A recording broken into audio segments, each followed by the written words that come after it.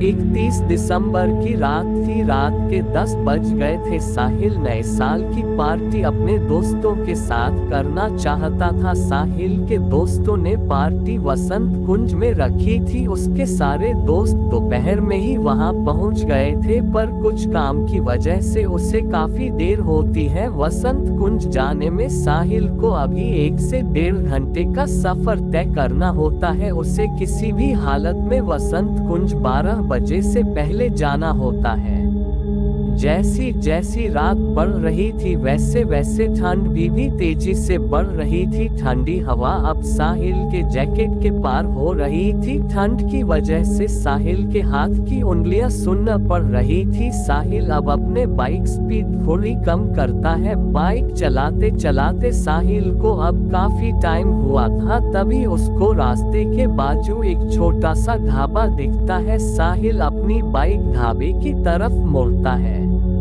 ढाबे के बाहर अपनी बाइक लगाकर साहिल अंदर जाता है। ढाबे के अंदर साहिल को एक बूढ़ा कामगार दिखता है। साहिल उसको चाय लाने बोलता है और तब तक वो एक कुर्सी पर मोबाइल स्क्रॉल करते बैठता है। थोड़ी देर में वो बूढ़ा आदमी चाय की केतली और ग्लास लाता है और साहिल को चाय देकर पूछता है, इतनी रात में कहाँ जा रहे हो साहब? साहिल चाय पीते पीते जवाब देता है, वसंत कुंज जा रहा हूँ चाचा। बूढ़ा आदमी चाचा साहिल को पूछता है, संजय वन से जाओगे क्या? हाँ चाचा, संजय वन से ही जाऊंगा, वहां से नजदीक है। साहिल चाय पीते पीते जवाब देता है। वो बूढ़ा आदमी साहिल को थोड़ी अजीब तरीके से घूरता रहा और अंदर ही अंदर कुछ सोच रहा था। साहिल सोचने लगा, जब से वो उस ढाबे में आया है वो बूढ़ा आदमी उससे ही अजीब तरीके से घूर रहा था। वो बूढ़ा आदमी क्या सोच रहा था साहिल को समझ नहीं आ रहा था। थोड़ी देर बाद साहिल ही वो बूढ़े आदमी को पूछता है, क्या हुआ चाचा, कोई प्रॉब्लम है क्या? नहीं नहीं, कोई प्रॉब्लम नहीं, लेकिन इतना कहकर वो बूढ़ा आदमी अपनी बात अधूरी छोड़ता है। लेकिन क्या चाचा, आगे बोलो ना, साहिल वो बूढ़े आदमी को कहता है। बूढ़ा आदमी, आपको कुछ बताओ क्या साहब? साहिल, हाँ बोलिए ना चाचा।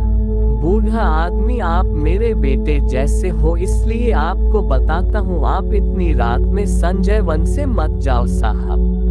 साहिल, क्यों चाचा, वहां से जाने में कोई दिक्कत है क्या? बूढ़ा आदमी, साहब यहाँ से आधे घंटे की दूरी पे संजय वन है। अपने ढाबे से 5 मिनट की दूरी से जंगल शुरू होता है। पूरा 10 किलोमीटर का जंगल है। इतनी रात में वहां से कोई आदमी तो छोड़ो, कोई कुत्ता भी नहीं भटकता। साहिल, ऐसा क्यों, ऐसा क्या है उस संजय वन में? साहिल पूछता है।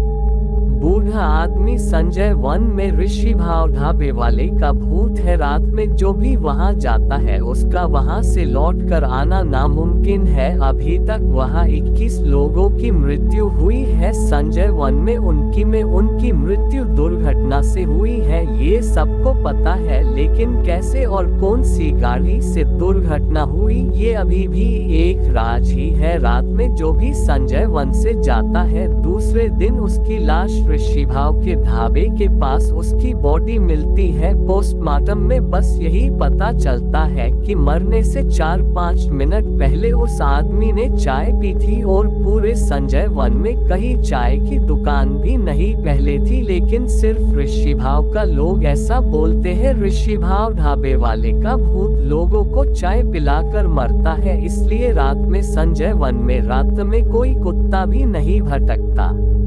भूत वॉट नॉनसेंस चाचा, भूत प्रेत ऐसा कुछ नहीं होता, ये सब कुछ अंधविश्वास है। साहिल हंसते हंसते बोलता है।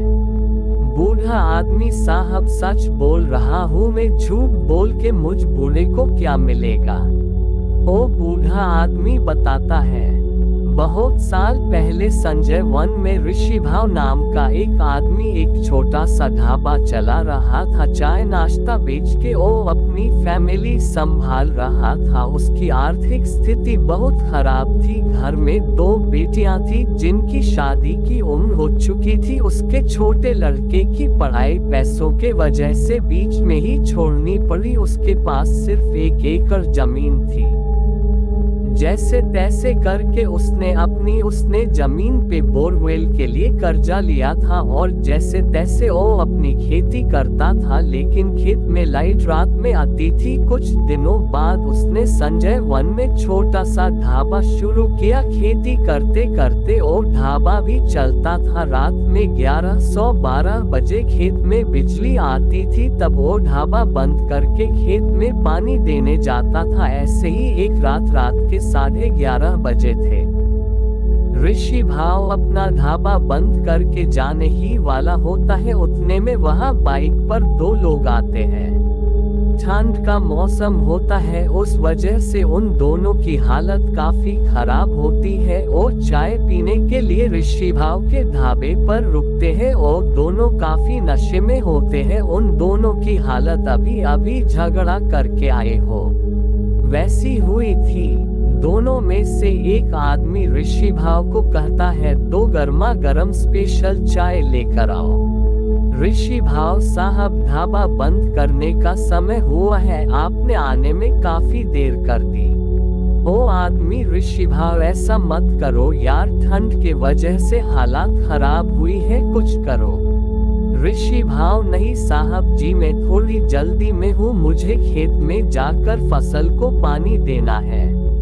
ओ आदमी, ऋषि भाव 5-10 रुपये ज्यादा लीजिए, लेकिन हमको चाय बनाकर दो, ज्यादा टाइम नहीं लगेगा चाय बनाने को।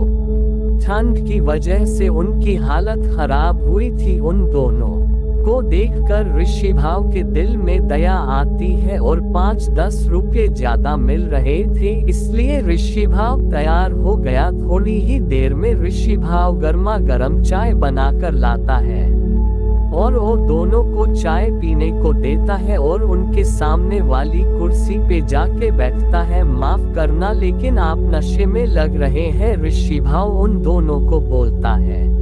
वो दोनों ऋषि भाव की तरफ देख के हंसने लगते हैं। ऋषि भाव की नजर उन दोनों में से एक के चेहरे पे जाती है। उसके चेहरे पर काफी मार लगी होती है और दूसरे की शर्ट थोड़ी फटी हुई होती है। ऋषि भाव उनको पूछता है, झगड़ा करके आए हो ऐसा लगता है? वो दोनों, हाँ, यहाँ आने से पहले थोड़ा झगड़ा हुआ था, हाथ पांव तोड़ दिए हमने सालों के, ऐसा कहकर वो दोनों फिर जोर जोर से हंसते हैं। ऋषि भाव, मैं क्या बोलता हूँ, आज रात आप यही सो जाए, आप काफी थके हुए लग रहे हैं और अभी भी नशे में लग रहे हो।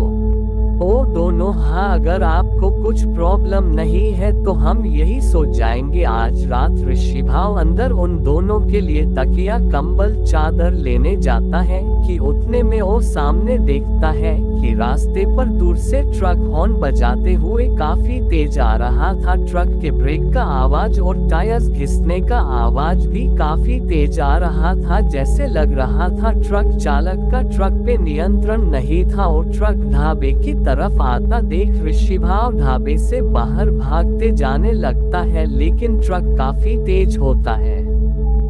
वो सीधा ऋषि भाव के ढाबे में घुस जाता है। उस दुर्घटना में ऋषि भाव, वो 2 आदमी और ट्रक ड्राइवर, इन लोगों की जगह पे मृत्यु हो जाती है। क्लीनर गंभीर रूप से जख्मी होता है। उसके बाद वो क्लीनर पागल हो जाता है और कुछ दिन बाद उसकी भी दुर्घटना में उसकी भी मौत हो जाती है और उसकी लाश भी संजय वन में मिलती है। उसके कुछ दिन बाद एक बदमाश लड़का रात में दारू पीकर संजय वन से जा रहा था। तब उसको रास्ते में ऋषि भाव का ढाबा दिखाई देता है। उसे लगता वो काफी नशे में है। वो नजदीक जाता है और अंदर देखता है और उस ढाबे में ऋषि भाव दिखता है। अब उसके मुंह से कुछ निकल नहीं रहा था। वो काफी डर गया था।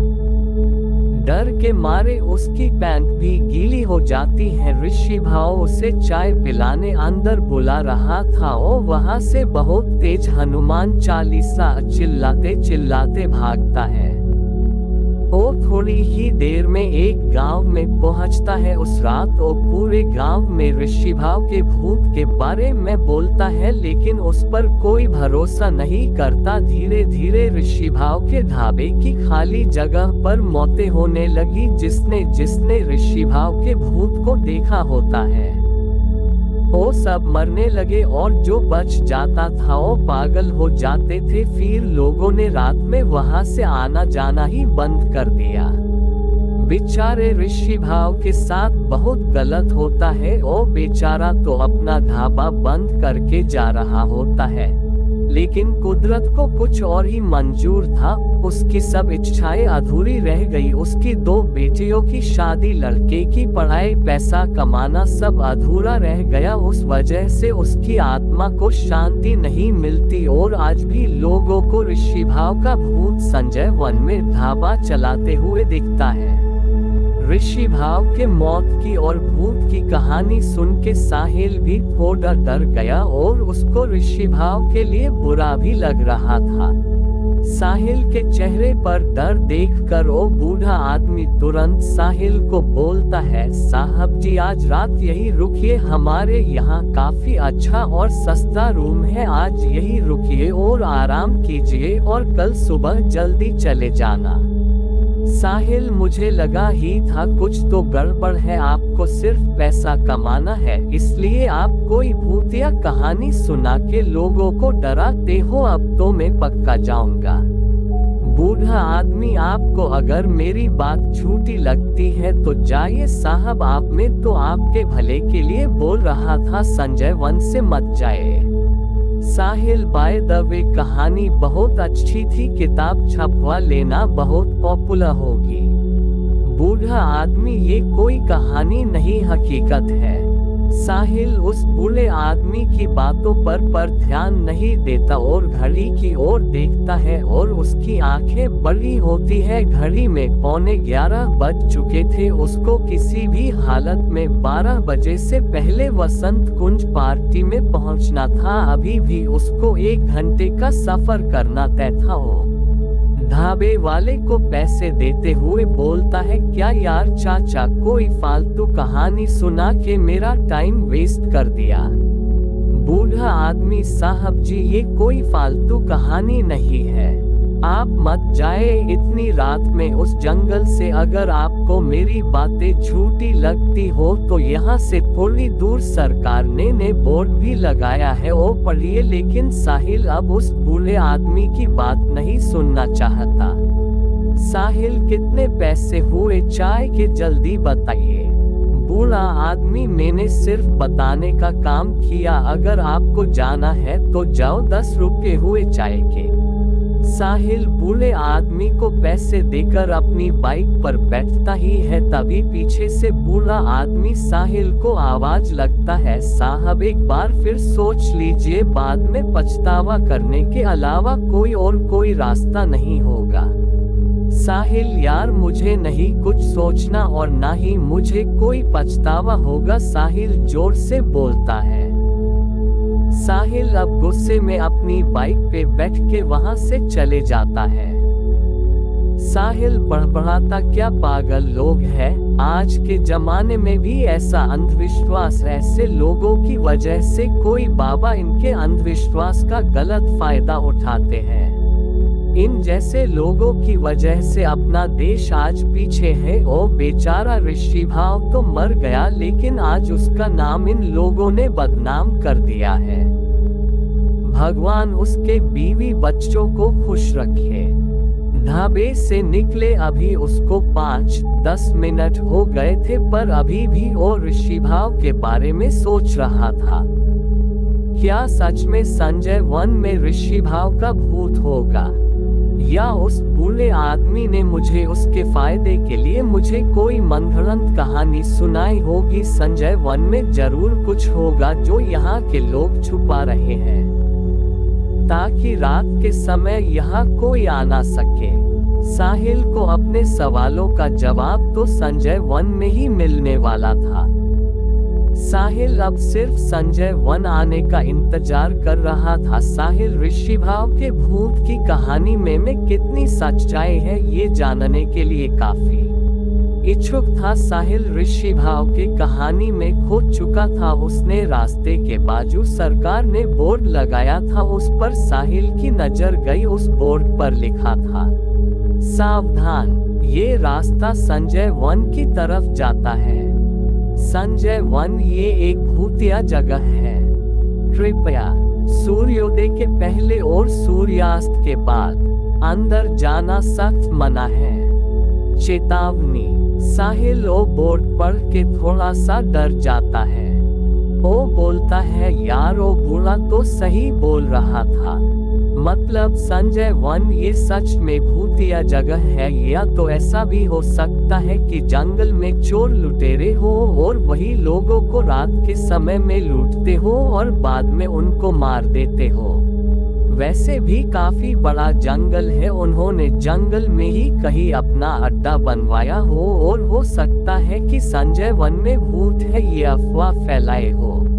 साहिल सरकार ने लिखा हुआ बोर्ड भी पढ़ के मानने को तैयार नहीं होता कि संजय वन एक भूतिया जगह है और भूत प्रेत कुछ नहीं होता। इतना कहकर साहिल अपनी बाइक चालू करता है और संजय वन के अंदर प्रवेश करता है। थोड़ी देर बाद साहिल अब कच्चे रास्ते पर पहुंचता है। साहिल उस रास्ते पर बाइक चलाकर काफी परेशान होता है। उसको समझ में नहीं आता रास्ते में खड्डे हैं या खड्डे में रास्ता। साहिल उस रास्ते पर बाइक चलाकर बहुत गुस्सा होता है और सरकार को भला बुरा बोलता है, ऐसे रास्ते होंगे तो दुर्घटना तो होगी ही। साहिल गुस्से में खुद से ही बातें कर रहा था। साहिल अब बहुत घने जंगल में आ चुका था, लेकिन पूरे जंगल में साहिल किसी भी जानवर की आवाज तक नहीं आ रही थी। पूरे जंगल में भयंकर सन्नाटा था। जैसे तैसे साहिल अपनी बाइक उस रास्ते पर चला रहा था, तभी उसे गाड़ी के रोशनी में दूर कोई रास्ते के किनारे खड़ा दिखा। साहिल सोच में पड़ता है, इतने भयानक जंगल में इस सुनसान रास्ते पर ये आदमी कर क्या रहा होगा। उसके दिमाग में अजीब ख्याल आने लगे। उसने अपनी बाइक का ब्रेक लगाया और हेलमेट निकालकर अपनी आंखें मसलता है और फिर आगे देखता है। उसे फिर वहां एक आदमी नजर आता है। उसे लगता है चोरों ने उसको लूटने के लिए कोई प्लान बनाया है। साहिल अब अंदर ही अंदर बहुत डरा हुआ होता है। वो अपनी बैग में से रिवॉल्वर निकलता है और अपने जैकेट में रखता है। साहिल बाइक स्टार्ट करता है और धीरे धीरे बढ़ता है। जैसे ही वो आदमी के नजदीक पहुंचता है, साहिल तुरंत अपने जैकेट से रिवॉल्वर निकलता है और उस आदमी पर तानता है। साहिल उस आदमी से 5-6 फीट दूर खड़ा रहता है।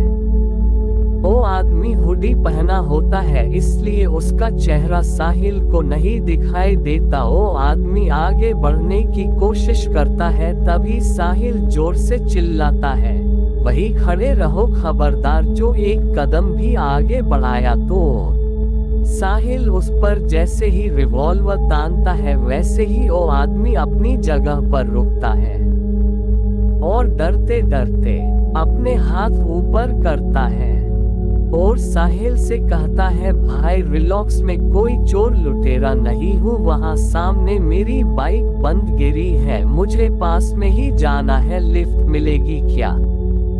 साहिल, अभी पता चलेगा तू चोर है या नहीं। चल अपने सर से हुडी निकाल। वो अपने सर से हुडी निकलता है। अब साहिल को उसका चेहरा साफ नजर आ रहा था। चेहरे से वो अच्छे घर का लग रहा था और लगभग साहिल के ही उम्र का था। साहिल, चल अब जेब में जो है सब निकालो, जेब खाली करो सब। उसके पास एक सिगरेट का पैकेट, बाइक की चाबी और एक रुमाल होता है। साहिल अब उसके पास जाके उसकी तलाशी लेता है, पर साहिल को कोई हथियार नहीं मिलता है। अब साहिल को पूरा यकीन होता है कि वो चोर नहीं। साहिल उसको नाम पूछता है, वो अपना नाम अफसर बताता है। अब साहिल और अफसर उसकी गाड़ी की ओर जाते हैं। साहिल उसे गाड़ी की चाबी मांगता है, देखो तो मैं चालू होती है क्या। अफसर साहिल को गाड़ी की चाबी देता है। साहिल अफसर की गाड़ी की तरफ देखता है, उस पर कोई नंबर प्लेट नहीं होती और उसकी गाड़ी भी बहुत पुरानी होती है। अफसर गाड़ी को चाबी लगता है, वैसे ही गाड़ी से खर्रा आवाज आता है, मानो कि गाड़ी को चाबी लगा के बरसों हो गए हो, क्योंकि लॉक पर जंग लगा था। साहिल गाड़ी की किक मारता है, फिर से वही किक भी जाम हो गई थी। ऐसा लग रहा था किक का यूज भी बहुत सालों पहले ही हुआ हो। ऐसा लग रहा था कि गाड़ी बहुत दिन से यही खड़ी हो। अब साहिल के मन में सवाल आता है, ये गाड़ी अफसर की है या इसने कहीं से चुरा के लाई है। अफसर गाड़ी तुम्हारी ही है ना? अफसर साहिल को बताता, हाँ गाड़ी मेरी ही है। ऐसा कहकर अफसर ने अपने जेब से मोबाइल निकालता है और गाड़ी नई ली थी उस दिन का फोटो दिखते हुए बोलता है, ये देख आज सुबह ही निकाला है। आज सुबह ही निकला है मतलब? साहिल अफसर को पूछता है। अफसर सॉरी आई मीन जिस दिन गाड़ी ली थी उस दिन का फोटो है।